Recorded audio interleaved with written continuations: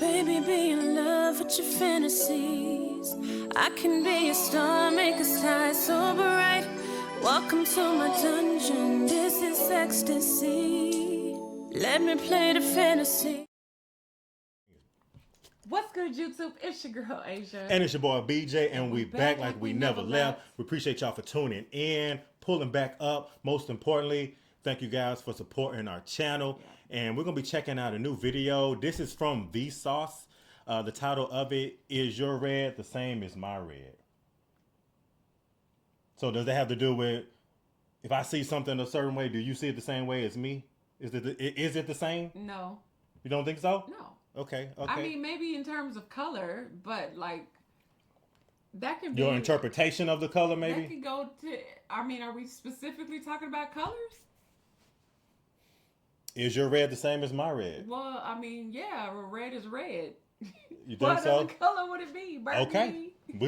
We're about to see. Burnt orange? I feel like... No. I don't understand. What you mean? Burnt orange. Okay. Anyways, this video was sent to us from one of our large supporters. They wanted us to check this out. If you guys do enjoy the content, you can check this out on Vsauce. We'll actually put the original video link in the description. Yeah. All right, you ready? Yeah. Let's go ahead and jump into it. Let's check it out. Hey, Vsauce, Michael here. This appears blue. This appears yellow, and this appears green. Those of us with normal color vision can probably... Wait, just by him saying that, I'm like, wait, is this a trick question? Because, I mean, yeah, that's what color it look. What? I'm looking at it. I'm like, wait, now he finna start messing with my head when you watch stuff like this. I feel like now the green gonna start looking like a different color. Like a blue or something? Yeah, okay. Appears green. Those of us with normal color vision can probably agree, but that doesn't change the fact that color is an illusion. Color as we know it does not exist in the outside world beyond us, like gravity or protons do. Instead, color is created inside our heads. Our brains convert a certain range of the electromagnetic spectrum into color. I can measure the wavelength of radiation, but I can't measure or observe the experience of a color inside your mind. So, how do I know that when you and me look at a strawberry, and in my brain, this perception occurs, which I call red, that in your brain, a perception like this doesn't occur? Which you have, of course, also learned to call red. We both call it red, we communicate effectively, and walk away, never knowing just how different each of our internal experiences really were. Of course, we already know that not everybody sees color in exactly the same way. One example would be color blindness. But we can diagnose and discuss these differences because people with the conditions fail to see things that most of us can. Conceivably, though, there could be ways of seeing that we use that cause colors to look differently in different people's minds without altering their performances on any tests we could come up with. Of course, if that were the case, wouldn't some people think other colors looked better than others, or that some colors were more complementary of others? Well, yeah, but doesn't that already happen? This matters because it shows how fundamentally, in terms of our perceptions, we are all alone in our minds. Uh-oh. Well, where is he going with this right here? Because it looked like he was showing like a couple of, I think he said something about like color blindness. Wow. I don't know anybody personally around me that's ever been colorblind. Like actually like colorblind. I know animals can be colorblind. Me neither. But I was gonna say, like sometimes, like if you go to the eye doctor and they flash the light in your eye like really, really bright, any light, and even to say that, sometimes like you'll be inside or you walk outside, or you are outside when it's really, really bright and you walk inside and everything looks dark to you when you come inside. Yeah, But I've it's had like, that too. I've had that happen to me before too. Yeah, and it's where like, it kind of almost throws like the color off in your eyes for a quick moment. it will do that, and it's like, wait, everything is dark. Why is everything dark? Why does it feel like that? So I feel like I kind of got an idea where he's going with that, but I do agree because sometimes you, especially when you have light flashing bright in your eyes, and you take the light away right away, and you look at something, it's not gonna look the same. The exact same. And then also with him just saying about like color blindness and like everybody's perception is completely different. So it's like we almost are alone inside of our own minds. Mm-hmm. So a lot of colors that people have or what they've experienced or what they think an object is, sometimes it's based on your own perception and your experiences. That actually gets really, really deep because it's based on your own kind of like he said, personal perception of it. Is it like you train yourself to think that a color is a certain color, but really it could be a different color? That's what I'm thinking.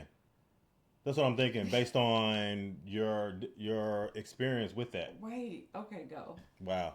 Let's say I met an alien from a faraway solar system who, lucky enough, could speak English, but had never and could never feel pain. I could explain to the alien that pain is sent through A delta and C fibers to the spinal cord. The alien could learn every single cell and pathway and process and chemical involved in the feeling of pain. The alien could pass a biology exam about pain and believe that pain to us generally is a bad thing. But no matter how much he learned, the alien would never actually feel pain. Philosophers call these ineffable, raw feelings qualia. And our inability to connect physical phenomenon to these raw feelings, our inability to explain and share our own internal qualia, is known as the explanatory gap. This gap is confronted when describing color to someone who has been blind their entire life. Oh. Tommy Edison has never been able to see. He has a YouTube channel where he describes what being blind is like. It's an amazing channel.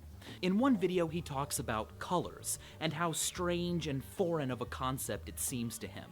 Sighted people try to explain, for instance, that red is hot and blue is cold. But to someone who has never seen a single color, that just seems weird. And as he explains, it has never caused him to finally see a color. Some philosophers, like Daniel Dennett, argue that qualia may be private and ineffable simply because of a failure of our own language, not because they are necessarily always going to be impossible to share. There may be an alien race that communicates in a language that causes colors to appear in your brain without your retina having to be involved at all, or without you having to have ever needed to actually see the color yourself. Perhaps even in English, he says, given millions and billions of words used in just the right way, it may be possible to adequately describe a color such that a blind person could see it for the first time. Or you could figure out that once and for all, yes, or no, in fact, you and your friend do not see the same red. But for now, it remains the case that we have no way of knowing if my red is the same as your red. Maybe one day our language will allow us to share and find out. Or maybe it never will. I know it's frustrating to not have an answer, but the mere fact that you guys can ask me about my internal experiences, and the mere fact that I can ask my friends, and we can all collectively wonder at the concept of qualia, is quite incredible, and also quite human. That's interesting when he brings up qualia, the explanatory gap. Mm-hmm. Like me trying to explain or give an explanation as far as like, if I close my eyes and you close your eyes and somebody said the word green, like what would you see?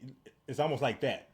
Yeah. Like what would you see? And then how would you explain a color? What that green is when you close your eyes and somebody's asking you, okay, green, please explain with your eyes closed. What green is? Exactly. What color is green? And because you'll see the image in your head, obviously with your eyes closed, but how do you actually explain that part?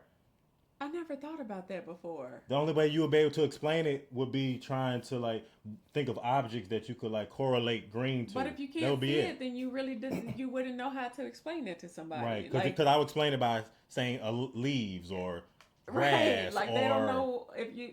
But how would you explain green based on that being a particular color in the spectrum of light? Hey, that really like mess with my head a little. It's messing with your head a little bit. Yeah, it makes you think. Like, yeah, how would you explain that?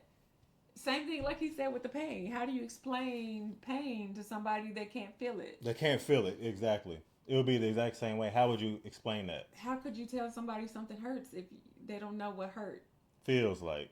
Dang. You know? I don't know. That would be difficult to do. Yeah. Just sitting here thinking right now, that'd be difficult to do. It would be. Quite incredible, and also quite human. Animals can do all sorts of clever things that we do. They can use tools, problem solve, communicate, cooperate, exhibit curiosity, plan for the future. And although we can't know for sure, many animals certainly act as if they feel emotions: loneliness, fear, joy. Apes have even been taught to use language to talk to us humans. It's a sort of sign language that they've used to do everything from answer questions to express emotion or even produce novel thoughts. Unlike any other animal, these apes are able to understand language and form responses at about the level of a 2.5-year-old human child. Wow. But there's something that no signing ape has ever done. No ape has ever asked a question. Joseph Jordania's Who Asked the First Question is a great read on this topic, and it's available for free online. For as long as we have been able to use sign language to communicate with apes, they have never wondered out loud about anything that we might know that they don't. Of course, this does not mean that apes and plenty of other animals aren't curious. They obviously are. But what it suggests is that they lack a theory of mind, an understanding that other people have separate minds, that they have knowledge, access to information that you might not have. Even us humans aren't born with a theory of mind, and there's a famous experiment to test when a human child first develops a theory of mind. It is called the Sally-Ann test. During the test, researchers tell children a story about Sally and Ann.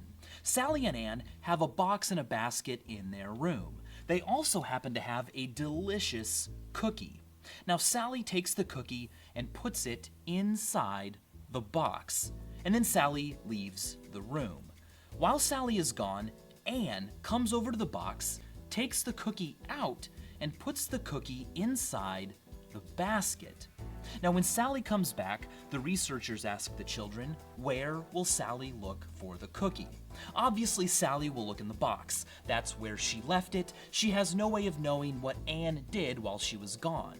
But until the age of about 4, children will insist that Sally will check the basket, because after all, that's where the cookie is. The child saw Ann move the cookie, so why wouldn't Sally also know? Young children fail to realize that Sally's mental representation of the situation, her access to information, can be different than their own. And apes who know sign language but never ask us questions are doing the same thing. They're failing to recognize that other individuals have similar cognitive abilities and can be used as sources of information. So, we are all alone with our perceptions. We are alone in our own minds.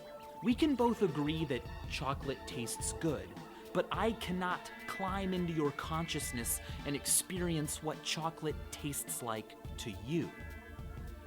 I can never know if my red looks the same as your red, but I can ask. So stay human. Stay curious and let the entire world know that you are. And as always, thanks for watching. Now that's definitely a video that makes you say, Because Because even when he talks about is your red the same as my red, and it looked like he showed like a couple of like I guess eye illnesses that you could possibly have that can cause you to be colorblind. I think like different types of colorblind, like whatever the colorblind is, like you see that color and your color blindness. Right. And they gave like 2 or 3 different like conditions, because I know even sometimes with like color blindness, like sometimes, you know, it's almost like the spectrums of light in your eyes will throw it off. Yeah. Because like maybe I could see red, but your red would be a little bit different, maybe blue. No, I think you still see red. Like we both would see red, but we would see red differently. Like, do you see red the same bright red? Fire red, like kind of how it is on your shirt, or is yours more orangey red? Right. Is it still? And it will probably be like the color blindness because it's kind of throwing off something with your retina or your cornea. That's really crazy to think about, though. Like when you think about that. Because I had an eye condition for like a little while, like a year or two, where my eye got inflamed, where like when I opened my eye, everything would just be fuzzy and I couldn't see anything, and I would see like spots, like when I would look at the light. Yeah. But I never had anything like color blindness. I just had like inflammation in the back of my eye, where I had to use like drops to kind of get the inflammation out, and then all my vision would like return. Right. But I can see how your vision can be altered, where it can literally throw the colors of what you see. It actually can throw it off, like as far as like the color blindness. So I get that part. But definitely when he talks about like the perception of trying to explain a color to a person, as far as like what you see, it's like that perception is going to be your own perception, and what somebody else sees is going to be the way that they perceive it as their own individual. Yeah. Well, that's why, you know, beauty is within the eye of the beholder. Okay, because your beautiful is not the same as his beautiful. Is my explanation of that word. It's right? what you think it is. Like what you think beautiful is, it may not be the same beautiful to me. You know, and whatever, you know, vice versa. However that saying goes. But I'm just saying. That goes to say exactly what he's explaining. It's like you may not see it the way that I see it, but I feel like that's the most beautiful thing in the world. Yeah, and for y'all, like, how would y'all explain it? Is your red the same as my red? Like, how would you like break that down to a person to kind of explain it to where they could understand what you're trying to say to them? You know, because it ultimately comes down to a person's individual perception of something, and that's crazy to think about when you say that, because it's like no matter how you try to put that in your head, and like you said, trying to tell somebody something is green, it's like, how do you tell somebody something's green? Like, what is green? It's like there's a gap between you explaining it and getting to the explanation of it. Right. It's your self-conscious. It's like I can start at A, but how do I get to Z to actually explain that out to you?